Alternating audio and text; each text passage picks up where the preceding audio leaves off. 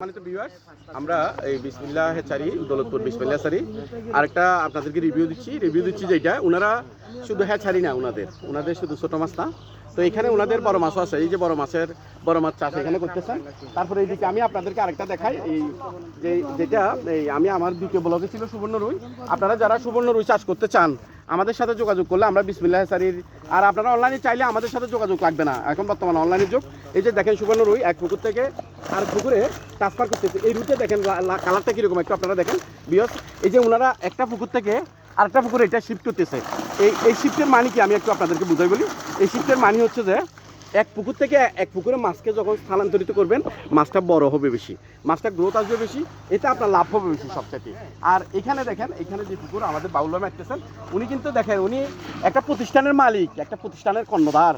ওনারা বা এই প্রতিষ্ঠানের প্রোভাইডার, ওনাদেরকে বংশগতভাবে ওনারা ব্যবসা করতেছেন ওনার বাপ থেকে ছেলেরা। তো এটাই স্বাভাবিক, বাপে যে পেশা করবে ছেলেদের অবশ্যই একটু আকর্ষণ থাকবে। উনি একজন মালিক, ওনার এখানে প্রায় 30-40 জন কর্মচারী কাজ করতেছেন, উনি নিজের হাতে খাদ্য প্রয়োগ করে। কিন্তু আমরা অনেকে এরকম করি না, নিজের কাজগুলো নিজে করতে হবে। এই কাজগুলো যখন আপনারা নিজে করবেন, আমাদের মূল উদ্যোক্তা কাকে বলে আমি বলি, যে উদ্যোগ নিয়ে কাজ করতে পারে। ওনারা ছোট ব্যবসা থেকে আজকে বিশাল 50 একরের পুকুর নিয়ে এখানে 30-40টা পুকুর নিয়ে মাছ চাষ করতেছে। আমরা যারা মৎস্য উদ্যোক্তা আছি আমরা এরকম কাজ করতে চাই না। আমি বিশেষ করে আমি করি, আমি অন্যদেরকে বলবো যে আপনারা যুব সমাজ আপনারা এইভাবে কাজ করবেন। উনি দেখেন কীভাবে ওনার প্রজেক্টে খাদ্য দিচ্ছেন, এমনকি মাছগুলো বড় করতেছেন। এই পুকুরটাতে যে মাছগুলো উনি করতেছেন এই মাছগুলো বাজারজাত করার জন্য করবেন। তো আমি ওনাদেরকে একটা সাধুবাদ জানাই এই কারণে, শুধু ওনারা ঋণপোনা করতেছেন না, ওনারা ছোটোপোনা করতেছেন না, ওনারা দানিপোনা করতেছেন না, ওনারা আমাদের আমিষের চাহিদা মিটাচ্ছেন। মিনিং আমিষের চাহিদা মানে এই মাছগুলো যখন বাজারজাত করবেন এখানে কয়েক টন মাছ হবে। দেখেন পুকুরটা আমার ক্যামেরা স্ক্রিনে আসতেছে না, 13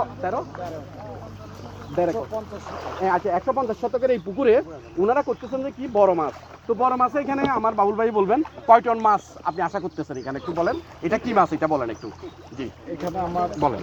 ফাঙ্গাস দিলাম আমি জি 8000 পিস ফাঙ্গাস দিচ্ছেন। ক্যাটফিশের ভিতরে আমি গুলশা দিছি 20000 মিশ্র চাষ তো এখানে, মিশ্র চাষ। আর কি কি আছে বলেন, কি কি আছে? ক্যাটফিশ 20000, জি ক্যাটফিশ 20000, গুলশা আর পাবদা দিছি 5000, পাবদা 5000। জি তারপরে শিং দিছি 10000। জি অনেকে বিলুপ্ত জাতের মাছ চাষও করতেছেন যেগুলো এখন বিলুপ্ত। জি মিশ্র চাষ। জি জি যে মাছটা আমাদের গুলশা, জি মানে দেশীয় মাছগুলো আমাদের থেকে বিলুপ্ত হয়ে যাচ্ছে। জি আমরা পুনরায় আবার চাষ করতেছি। জি জি মাশাআল্লাহ, আমার ভালো লাগতেছে বিষয়টা। জি এখানে আমরা জাতি মাছের ভিতরে রুই কাতল ওই ধরনের আছে এখানে 5000। জি আচ্ছা, টোটালে বাবুল ভাই আমি আপনাকে প্রশ্ন করি যে এই পুকুরে এই কত একর বললেন যে পুকুরটা? 150 শতকের একটা পুকুরে আপনি যখন মাছটা বাজারে সেল করবেন, এখন আপনার খরচ কতটুকু যাতে আমাদের মৎস্য উদ্যোক্তারা আরও উদ্যোগী হয়? কারণ আমরা একসময় যারা এখন মৎস্য চাষ করতেছি আমরা বয়স্ক হবো, ঠিক আছে, আমরা বুড়ো হবো, একদিন সবাই চলে যেতে হবে, কিন্তু কাউকে না কাউকে শিখিতে হবে। আপনি যাতে মুসলমান, আমাদের মুসলমানের ইয়ে হচ্ছে আরেকজনের কর্মসংস্থান করে দেওয়া আপনার সওয়াব, ঠিক আছে। আপনাদের মাধ্যমে আমরা কর্মসংস্থান পাচ্ছি, আমরা করতেছি, আপনাদের থেকে নিয়ে আমরা ঋণ করতেছি, আমাদের এলাকায় মাছ চাষে বিপ্লব করতেছে।